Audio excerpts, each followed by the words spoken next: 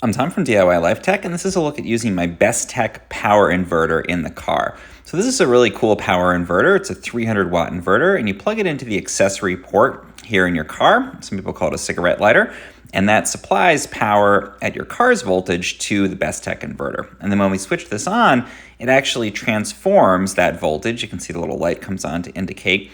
It's doing that into house current. It comes out through a standard electrical socket. And there's two plugs on here. There's also these little USB ports you can use to plug in your phone or any other kind of USB accessory.